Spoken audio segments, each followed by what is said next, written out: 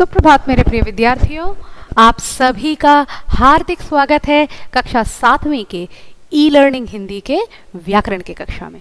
तो विद्यार्थियों, आज से हम टर्म 2 का जो हमारा ग्रामर का सिलेबस है, व्याकरण का सिलेबस है, उसकी शुरुआत करने वाले हैं। ठीक है, तो उसी सिलसिले में आज हम जो पाठ पढ़ने वाले हैं, पहला जो इसका पाठ है उसका नाम है काल। ठीक है, काल को हम लोग पढ़ने वाले हैं। तो आप लोग देख पा रहे हैं, मैंने ऑलरेडी श्यामपट्ट में काल के भेद को लिख के रखा है, क्योंकि ये आप लोगों का क्लास 7 है और आप लोग काल मुझे लगता है 4-5 से ही पढ़ रहे हैं। तो भूतकाल, वर्तमान काल और भविष्यत काल।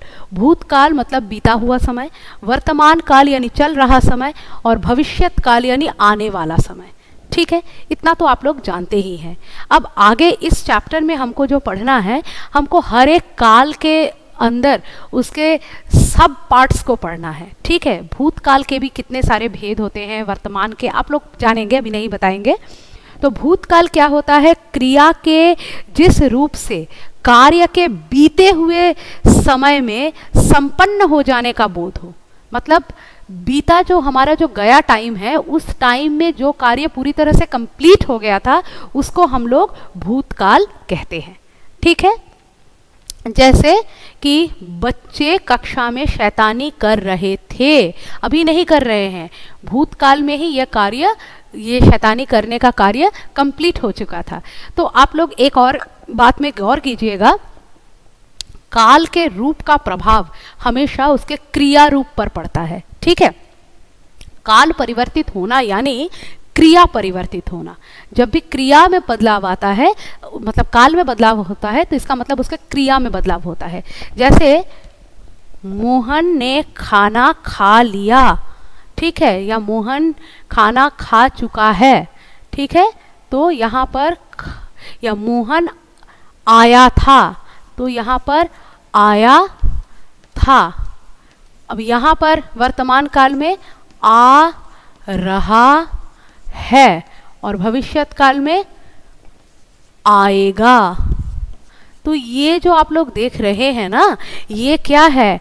आना जो मूल शब्द है, क्रिया का मूल रूप क्या कहलाता है? धातु। तो ये जो धातु है, इसमें जाना धातु है। ठीक है, तो जाने से आना, आ रहा है, आएगा। तो क्रिया रूप में परिवर्तन हो गया, जैसे ही काल में परिवर्तन हुआ। ये बात भी आप लोग गौर करके रखिएगा। ठीक है, तो भूतकाल के टोटल 6 भेद होते हैं। कितने भेद होते हैं? भूतकाल के 6 भेद होते हैं। कौन कौन से 6 भेद होते हैं? एक है सामान्य भूतकाल, उसके बाद है आसन्न भूतकाल, उसके बाद पूर्ण भूतकाल, फिर अपूर्ण भूतकाल, उसके बाद संदिग्ध भूतकाल, और लास्ट में है हेतुमद भूतकाल। ठीक है, तो भूतकाल के भी 6 भेद होते हैं, ये हमने जान लिए हैं। तो सबसे पहला है सामान्य भूतकाल। ये सामान्य भूतकाल क्या है? क्रिया के जिस रूप से, काम के सामान्य रूप से बीते समय में पूरे होने का ज्ञान हो, उसको सामान्य भूतकाल कहते हैं। It's too easy. सामान्य तरह से, नॉर्मल तरीके से जब हमको पता चलता है कि यह कार्य भूतकाल में समापन इसका हो गया है, तो वहाँ पर सामान्य भूतकाल होता है। जैसे मेरा गृह कार्य समाप्त हो गया, इट्स नॉट रिमेनिंग, हो गया। कब हुआ? इसका मतलब अगर 1 सेकंड पहले भी हुआ है तो भूतकाल में हुआ है, लेकिन ये 1 सेकंड वाली थ्योरी यहाँ नहीं काम आएगी, क्योंकि हम लोगों को इसके बारे में भी जानना है। काल के कुछ भेद, ये कुछ देर पहले अगर समाप्त हुआ है तो उसका भेद बदल सकता है। ठीक है, तो मेरा गृह कार्य समाप्त हो गया, सामान्य तरीके से समाप्त हो गया। रुक रुक कर समाप्त हुआ, ये सब ने तो नहीं बोला, सामान्य तरीके से समाप्त हो गया है, इसलिए यहाँ पर सामान्य भूतकाल है। ये बहुत आसान था। इसके बाद है आसन्न भूतकाल। क्रिया के जिस रूप से यह पता चले कि क्रिया अभी कुछ समय पहले ही पूर्ण हुई। अभी मैंने कहा ना 1 सेकंड वाली बात, जब हमको पता चलता है क्रिया के रूप से कि ये जो काम है ये इससे कुछ टाइम पहले ही कंप्लीट हुआ है, पूर्ण हुआ है, तो वहाँ पर आसन्न भूतकाल होता है। ठीक है, वहाँ पर क्या होता है? आसन्न भूतकाल। जैसे आप सुबह उठकर बोलोगे मैं अभी सोकर उठी हूँ, आप उठ तो चुकी हो, अब तो आप नहीं सो रही हो, वर्तमान काल में आप जाग रही हो। इसका मतलब आप भूतकाल में सो रही थी, लेकिन आप अभी उठी हो, जस्ट कुछ देर पहले, ठीक है। तो लेकिन वो भूतकाल ही हुआ, लेकिन अभी फिनिश हुआ भूतकाल है, इसलिए वहां पर आसन्न भूतकाल होता है, ठीक है। उसके बाद है पूर्ण भूतकाल। पूर्ण भूतकाल मतलब पूरी तरह से भूतकाल में पूरा कार्य पूर्ण हो गया है, इसका हमको पूरी तरह से पता है। क्या? मैं समय पर पाठशाला पहुंच गई थी।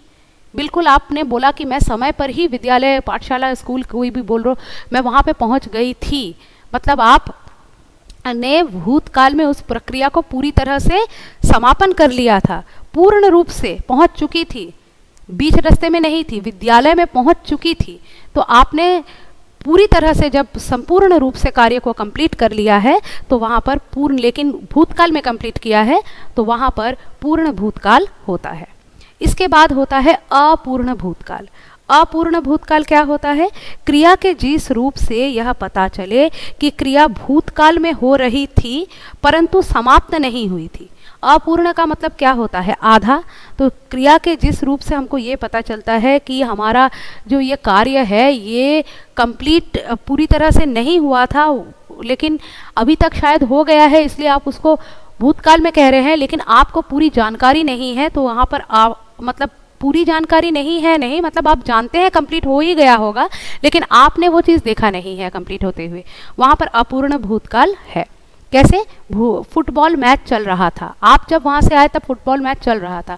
अब फुटबॉल मैच तो 90 मिनट्स का होता है, उसके बाद से अगर 90 मिनट हो गए होंगे तो काम तो कंप्लीट हो गया होगा, मैच तो कंप्लीट हो गया होगा। तो यहाँ पे आप क्या बोलोगे? फुटबॉल मैच चल रहा था, ठीक है ना। अब है संदिग्ध भूतकाल। संदिग्ध भूतकाल मतलब जहाँ पर भूतकाल में हमको संदेह हो कि कंप्लीट हुआ भी होगा कि नहीं, वहाँ पर संदिग्ध भूतकाल होता है। जैसे वह घर नहीं पहुँच पाया होगा, आपको लग रहा है, यू आर नॉट श्योर, लेकिन अगर वो पहुंच गया है तो वो तो भूतकाल में ही पहुंच गया है, अभी तो नहीं पहुंच रहा है या पहुंचेगा, ऐसा भी नहीं है, पहुंच गया होगा।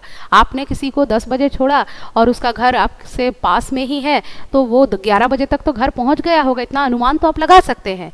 लेकिन आप क्या बोलेंगे कि वो पहुँच गया होगा या नहीं पहुँच पाया होगा, तो शायद बीच में गिर विर गया होगा, आपने देखा होगा या किसी ने आपको सूचना दी होगी, तो आप बोलेंगे तो कि अभी तक वो घर नहीं पहुंच पाया होगा, तो वहां पर संदेह है, आपको डाउट है, इसलिए वहां पर संदिग्ध भूतकाल है।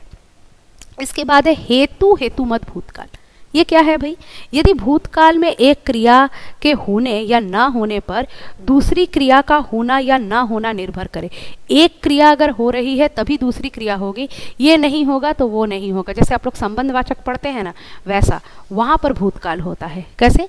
यदि तुमने परिश्रम किया होता तो तुम पास हो जाते, यदि तुमने परिश्रम किया होता तो तुम पास हो जाते, यानी कि तुमने परिश्रम नहीं किया इसलिए तुम पास नहीं कर पाए। परिश्रम तुमको पास्ट टेंस में ही करना था, तभी तुम अभी जो रिजल्ट निकल चुका है उसमें पास कर पाते, वो भी भूतकाल हुआ। तो यहाँ पर हेतु हेतुमत भूतकाल है।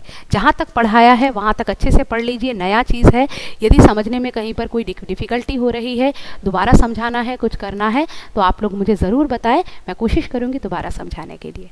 ठीक है, तो आज की पाठशाला यहीं रखते हैं, आज की कक्षा यहीं रखते हैं, फिर मिलेंगे अगले क्लास में। तब तक के लिए बाय।